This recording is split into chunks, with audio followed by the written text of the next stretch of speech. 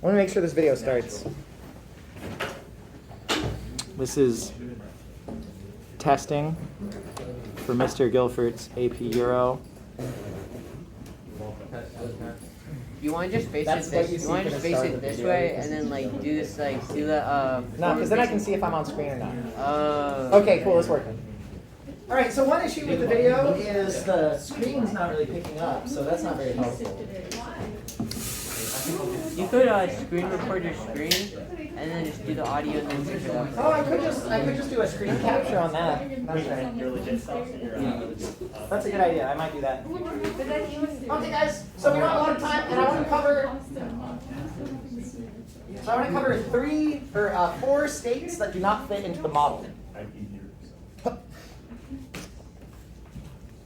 Sorry about that. That's okay. So I want to talk about 4 states that do not fit into the model of a centralizing monarchy. We're going to look at 1, the Ottoman Empire, that is so big and powerful that it essentially doesn't need to centralize. And then we'll look at 3 that fail to centralize and essentially fail just in general as a result of this. So the first one, and a really big player throughout basically the entirety of the class, up until World War I, is the Ottoman Empire.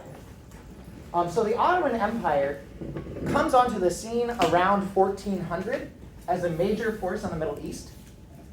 And they then expand outward over the course of the next 150 years to conquer Greece, Hungary, and a bunch of other parts of the Balkans, the modern day areas controlled by like Romania and Bulgaria and Macedonia. They also expand along the North African coast, conquering Egypt, Libya, and Algeria.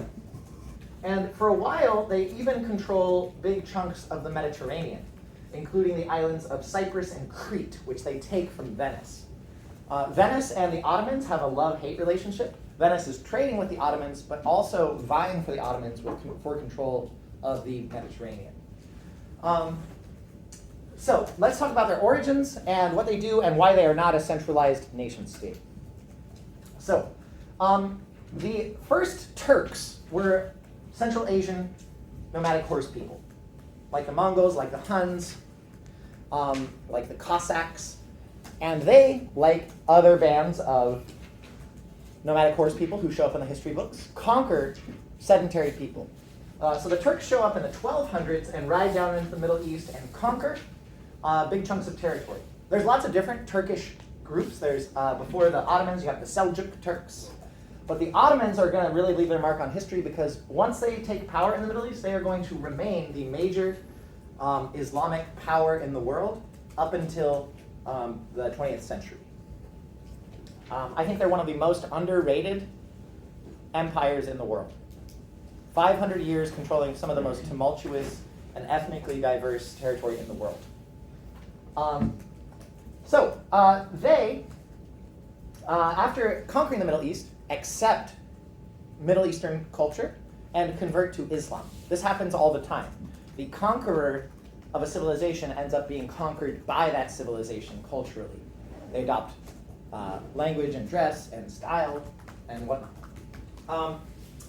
So they adopt the role of the Ghazi, which is sort of this idea of the defender of Islam or the defender of the faith. And this is going to set them up to have an amazing religious rivalry with Spain, because Spain accepts the role of the defender of the Catholic faith, and these guys accept the role of defender of Islam. So you're going to have basically 2 huge religious empires going to war with each other in the Mediterranean. After taking over the Middle East and converting, they then expand out into Europe and begin conquering Christian territory as well. So in some ways, these guys are a fairly centralized state, and in other ways, they never fully centralize. So the Ottoman Empire is very, very heavily oriented towards conquest. Essentially, that is their entire justification for their empire, is the leader of the Ottoman Empire claims his authority because he plans to extend the realm of Islam, or Dar al-Islam, which also translates into the realm of peace.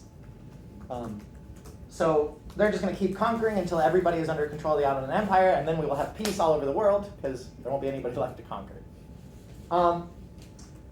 So one thing that's cool is that, unlike in Europe, the elite mounted warrior class, they get land, which they can use to equip themselves and raise horses and men, but that land is not hereditary.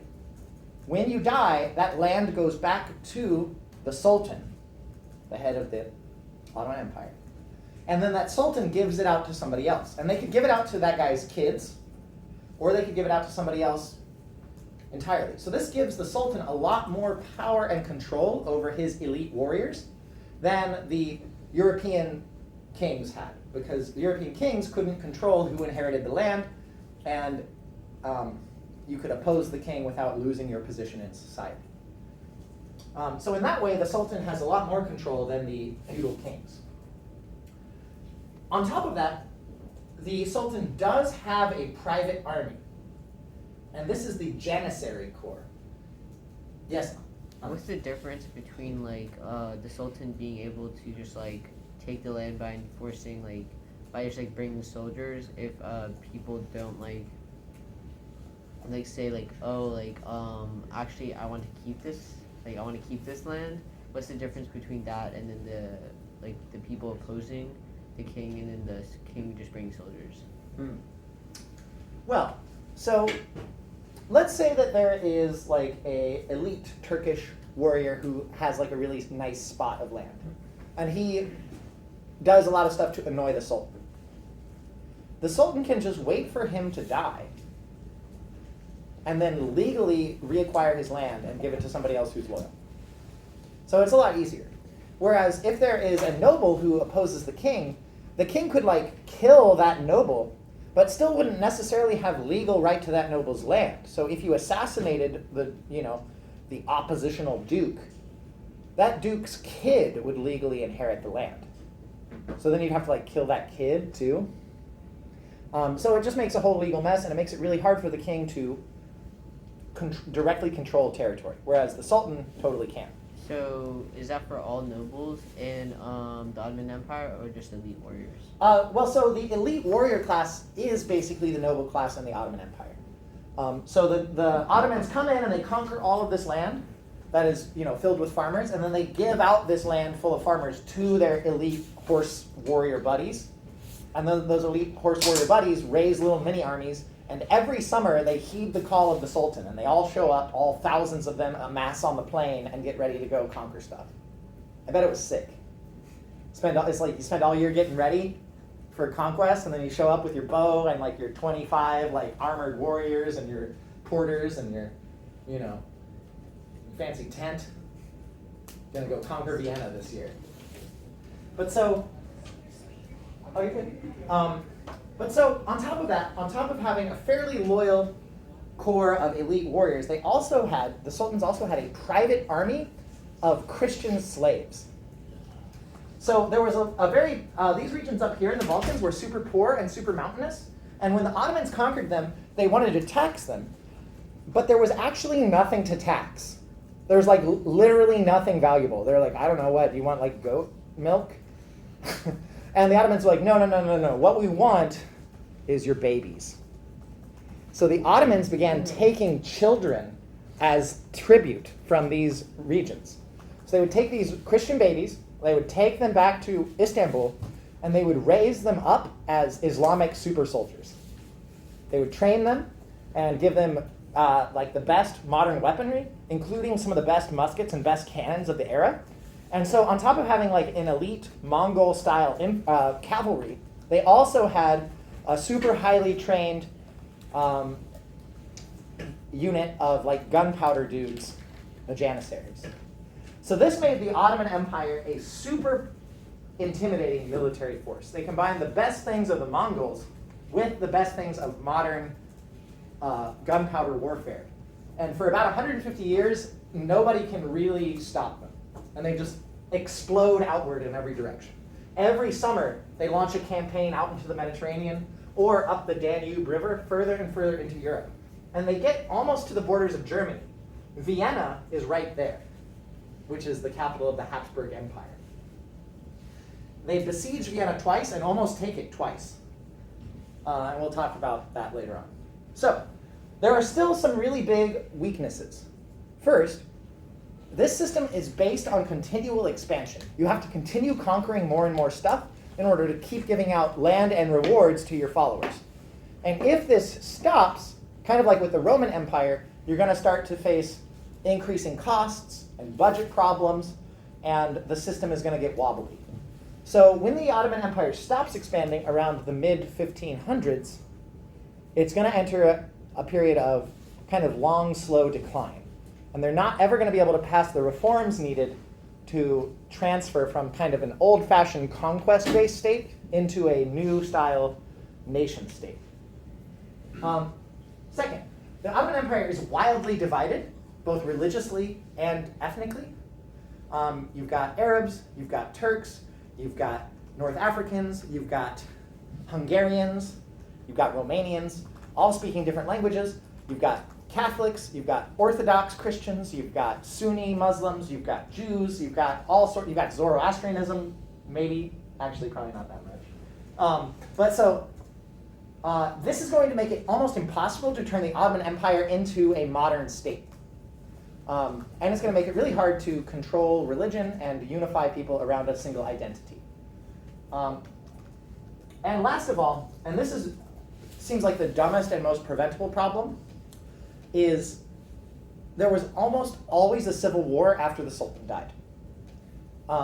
Unlike in Christian countries where they had more or less a standard practice of primogeniture among the royalty, where the oldest son gets everything, in the Ottoman Empire, the sons would fight each other for control after their father died. This was just standard practice. And what the Sultan would do before he died is he would give his favored son most of the land, but then he would give all his other sons bits of land as well. This was just standard practice. And then they would all fight each other to see who won. One reason that this was so problematic is that in Islam they had a practice of polygamy where elites could have multiple wives, and the Sultan would have dozens of wives and concubines in his harem, or harem, as it might be. It's basically just a palace where you keep all your ladies. And then he would have dozens or potentially hundreds of children who would then all fight each other for control. And you'd have like giant, multifaceted, multi-sided wars of all of the kids fighting for dominance. And so this wasted a lot of resources and time because every 20 to 30 years you had to have a giant civil war. But then at the same time, whoever wins the civil war is probably pretty competent because he just had to win a war to become Sultan. So you've got that on the other side. So that's the Ottoman Empire. For a while, Christians in Western Europe are convinced that the Ottoman Empire is the Antichrist after they get over the Pope being the Antichrist. And they're convinced that Christianity is just going to be wiped out in Europe. And they think that what's going to happen is Christianity is going to have to go across the ocean to the Americas and rebuild itself on the other continent after the Turks conquer all of Europe. Obviously that doesn't happen, but it's important to keep in mind that if you were a time traveler, or if you were an alien observing humans back in 1550, and you were watching the Ottoman Empire just grow in every direction, that's a pretty plausible outcome. If I was an alien, I'd be like, yep, Europe's probably not going to get its act together in time to do anything about it, but Europe does, kind of against all odds. Question? Okay. Yeah. I was gonna ask, what do you think would happen to a history what if Ottomans conquered Europe? If the Ottomans conquered Europe? Well, it depends when, I think. What was the time period for this? So all of this stuff that I'm talking about happens between 1450 and 1550. So if the Ottomans went on to conquer all of Europe by 1600, I have no idea. I really don't necessarily like alternate history, what if history, because history is so complicated that changing one big thing changes everything else. And that's why political leaders have such a hard time, is you have to make a choice, a historical choice, without knowing any of the alternatives. You basically are just guessing what's going to be a good idea. Or a revolution. You have a revolution because you want democracy and freedom, and of course you end up with a dictator. So yeah, anyway. What if history, I think, can be fun, but I think we have to remember that it's mostly just a game, because none of us really know what we're doing. Which is maybe a little depressing, I don't know. So anyway, the leader of the Ottoman Empire at its height was Suleiman the Magnificent, Suleiman the Big-Brained. He ruled for a long time and oversaw the conquest of the Balkans and the expansion of the Ottoman Empire into the Mediterranean.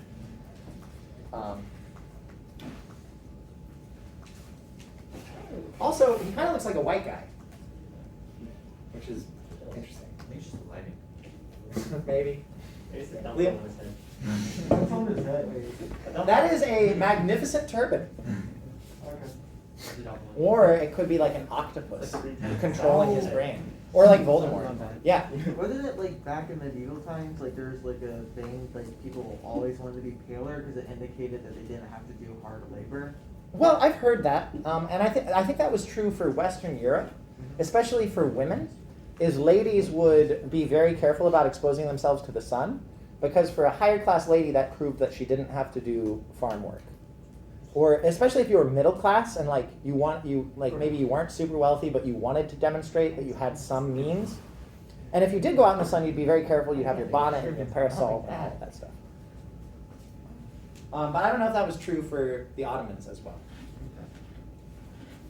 And Suleiman did spend a lot of time out in the sun because he would lead armies every summer at the head of the army. So here are the two major units of the Ottoman military. So on this over here you have the Janissaries. The Janissaries always had excellent mustaches. That was part of their uniform. And they would drape themselves with the skins of leopards, which I think is pretty sweet. And notice that he's loading a musket. And over here you have the elite Turkish noble cavalry. Note the continued use of the short bow. So they are still fighting in fine Mongol fashion. Yeah. Okay, so I don't know if this is a dumb question, but even just in the rise of Renaissance art, there's just still informal stuff like that too? Or Well, is so the that- Ottoman Empire does not really participate in the Renaissance. The Renaissance is a movement that starts in Christian Italy and then spreads to the Christian courts of Western Europe. Also, Muslim cultures tend to focus less on figurative painting of portraits, because think about how much Christian art was about painting God and Jesus, like most of it. And in Islam, you're basically not supposed to paint God or Muhammad. And so there's a lot of other arts that achieve a lot more focus, like calligraphy, architecture, and more like abstract art, textiles, stuff like that. Whereas painting remains, miniature painting is a thing where you paint like little tiny pictures of like your loved ones or whatever. But big epic painting doesn't become as much of a thing in the Ottoman Empire. And this engraving was probably done by a Westerner. Okay. So let's talk about some failures. So first, my favorite failure is Poland. I really love Poland because they fail in such an amazing and epic way. So whereas every other European monarchy is trying to get control of their nobles, the Polish monarchy loses control of their nobility completely, to the point where literally every noble is basically his own little mini king. So let's talk about it. So the Polish nobility was known as the Szlachta, which actually comes from the German word for Schlacht, which means battle, because Poland was originally conquered by German knights who then ruled over the Slavic the Slavic peasantry. And so these German nobles who conquered all the land and claimed it for themselves kind of formed their own identity, and they're like, well, what do we do? And they're like, well, we Schlacht. So what do? We battle. Also, the German word Schlacht is also the word for slaughter. So battle and slaughter is just the same word, which is pretty honest. An honest way of describing a battle. Yeah. That's also what it sounds like when you're walking around on a battlefield. Just through other people's guts. All right, so anyway. Also, it might also be connected to the German word for race, Geschlecht. German is such a beautiful language. Not all German words are gross. Luft means air. That's Kuss better. is kiss. Last name. Oh, Kuss. You're Ethan Kiss. All right, so Even give me a kiss. all right, but so anyway, guys, the Polish nobility are living the dream. They have their land, they pay almost no taxes, and nobody is allowed to tell them what to do without their consent. This is like the Republican homesteader dream. You know, off the grid, make your own water, solar panels, 20,000 rounds of ammunition stockpiled just in case. All right, but so also there were a ton of them. In France, about 1% of the population was nobility. In Poland, somewhere between 6 and 8% of the entire population was nobles, and that is a lot of nobles. And these nobles together collectively controlled 40% of the entire population as their personal serfs. And the difference between being a serf and a slave in Poland is almost indistinguishable. You work for free for a guy who owns your land and like has owned the land for forever, and you're not allowed to leave. So, yeah. So there was a parliament in Poland. And how it worked is the parliament would elect a king, and then the king would work with parliament to pass new laws. This is an elective monarchy, which remember is not a good idea. Because the nobles never want the king to tell them what to do, so they will always elect the goofiest, weakest person they can get away with. Also, the Sejm, the parliament, gets to meet regularly whether or not the king wants them to, and they can make laws without the king's consent. So they don't really need the king to get stuff done. Also, they have a thing that's not on here called the Liveram Veto, which I think means like the liberal no, which basically means any single one of these noblemen who make up 8% of the population may go to the Sejm and may veto legislation. And if a single person vetoes the legislation dies. Which means that you could have all the nobles and the king working together on like some new tax plan, and the noble could just show up at the last minute with his entourage and be like, nope.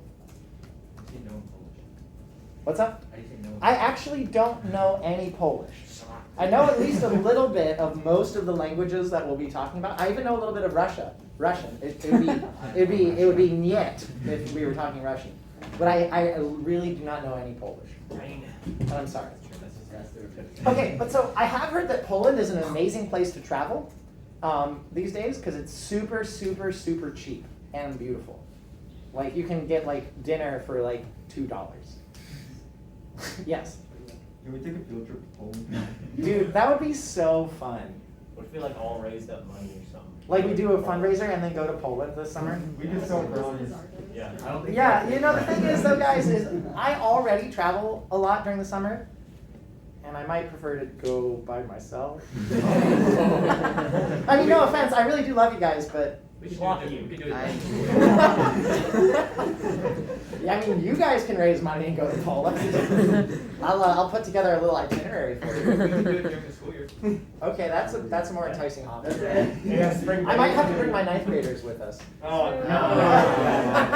Okay, you were 9th graders once. Okay, but so guys, let's keep going. I don't know how much time I have left.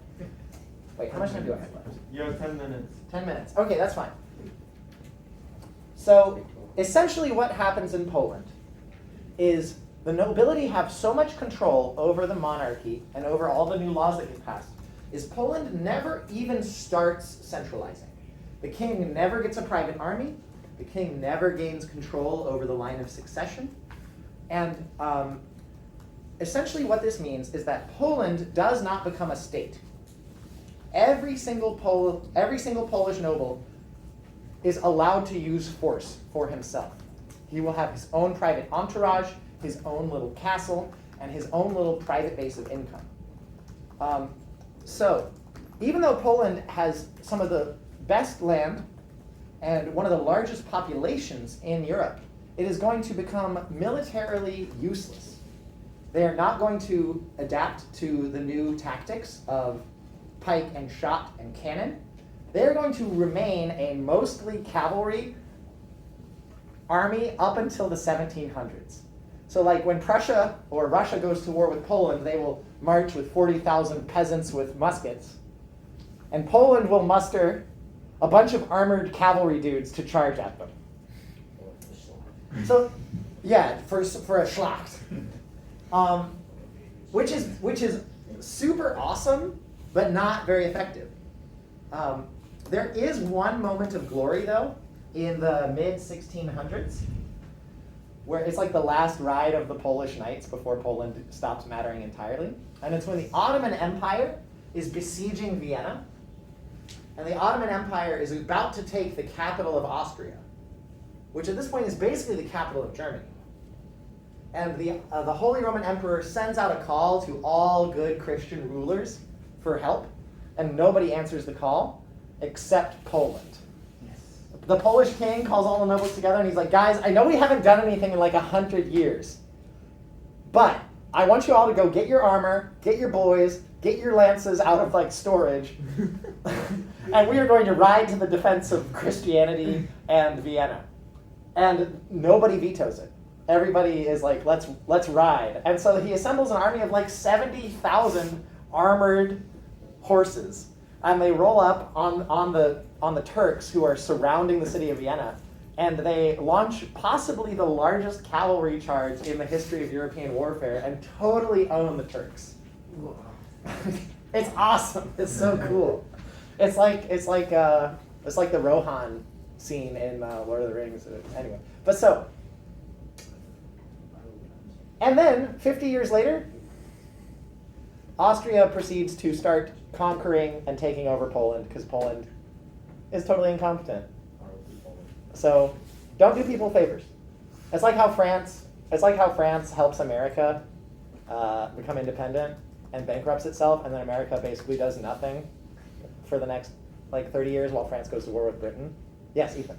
Oh, so like, I mean, I know you mentioned, I think I already asked this before, I might have, I don't know, but like, you mentioned the awful kind of policy they had set up in Poland, but like, was also their kind of unfortunate like failures, was it like kind of because of geography also? Well, so I've heard some people argue that the reason that it was so hard to control the nobility was partially because of geography. Is that they have powerful opponents on multiple sides. They've got the Turks to the south, they've got Germany to the west, and they've got Russia to the east. So they're kind of all hemmed in. And if you wanted to succeed, you'd have to play your cards right. Also, it's harder to control your territory when you're so spread out. Their population density is lower just because it's colder and you can't grow as much food there. So it makes sense to have a more dispersed system of government. Whereas if you're in the really rich fields of northern France or northern Italy, it's a lot easier to exert control because you don't have to control as large of a territory. So there are lots of different possible reasons we could look at to explain why they had such a dumb system of government. But also a lot of it, I think, is just random. It's like geography plus like random leaders and parties that form plus who knows. Right. Maybe the inborn Polish love of liberty. I don't know. Yeah. But so anyway, I think that this is super fun because while it obviously sucks for Poland as a collective, for hundreds of years this would have been the best place in the world to be a noble. You would have really been living the life. Even after all the other nobles had to give up the old ways and like get a desk job. In Poland in 1700, you could still live in your ancient manor house, and drink your wine and order your serfs around and go hunting with your buddies every day and have big roaring fires at night and just do your thing. Wear your great granddad's armor out to battle if you ever had to. Anand? Oh, nothing. I was just like, Oh, also, I read an amazing description of how you elect a king in Hungary, or in Poland. So when the king dies, the word goes out to all the nobles, and any noble who wants can show up to a field outside of Warsaw. And this huge field is where you do the election. And you show up with all of your entourage, all in your best war gear. And you basically chant who you want to be king. And you like ride around and like clash with other groups. And you wait until everybody is chanting the same name.